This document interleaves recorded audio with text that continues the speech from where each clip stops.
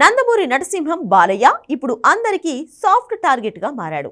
చాలా ఈజీగా లక్ష్యమవుతున్నాడు. ఆల్రెడీ డాకు మహారాజ్ పాట భయంకరంగా ట్రోలింగ్ కి గురవుతోంది.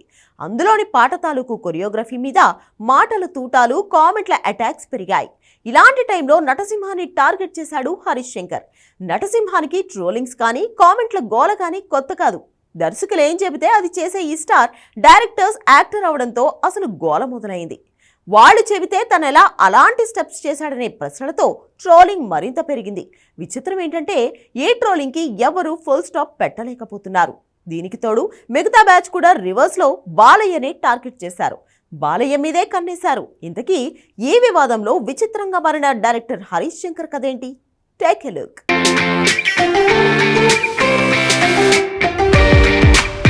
నటసింహం బాలయ్య ఇప్పుడు సోషల్ మీడియా ట్రోలింగ్స్కి మాత్రమే కాదు, డైరెక్టర్స్ కూడా ఈజీ టార్గెట్గా మారాడు. మొన్న మధ్యే తన కొత్త మూవీ డాకు మహారాజ్ పాట వివాదాస్పదమైంది. అందులో బాలయ్య డ్యాన్స్ వైరల్ అయింది.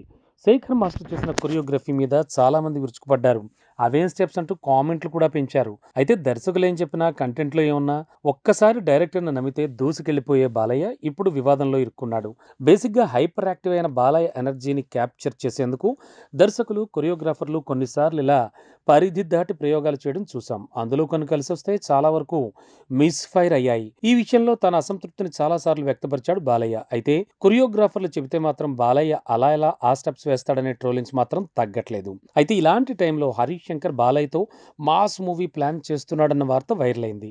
బాలయ్యతో ఆల్రెడీ అనిల్ రావిపూడి భగవంత్ కేసరి తీశాడు. డైరెక్టర్ బాబీ డాకు మహారాజ్ లాంటి ప్రయోగం చేశాడు. కట్ చేస్తే క్యూలో హరీష్ శంకర్ కూడా నిల్చున్నాడు. చిరు, బాలయ్య, వెంకీ, నాగల్లో మాస్ మూవీలు సింపుల్గా తీసేసి బాక్సాఫీస్ను షేక్ చేయాలి అంటే బాలయ్యే ఈజీ టార్గెట్గా మారాడు. ఇక దర్శకులు, కొరియోగ్రాఫర్ల అత్యుత్సాహంతో మేకింగ్లో జరిగే మిస్టేక్స్ కూడా వివాదంగానో, వైరల్గానో మారడం మూవీకి కలిసి వచ్చే అవకాశంగానే చూస్తున్నారు చాలామంది. కానీ దీనివల్ల ఓ హీరో మీద కామెంట్ల దాడి జరగడం మాత్రం మర్చిపోతున్నారని చర్చ పెరిగింది. ఏదేమైనా ఖాళీగా ఉన్న మాస్ దర్శకులు ఈజీగా బాలయ్యను రీచ్ అవ్వడం, షార్ట్ కట్లో ప్రాజెక్టు పట్టేసి దూసుకెళ్లడం జరిగిపోతున్నాయనే కామెంట్స్ పెరిగాయి. బోయిపాటి కూడా ఇప్పుడు తన ఇమేజ్ని, ఫెయిల్యూర్స్ని రిపేర్ చేసుకునేందుకు బాలయ్యనే నమ్ముకున్నాడు. అఖండ 2తో వస్తున్నాడు.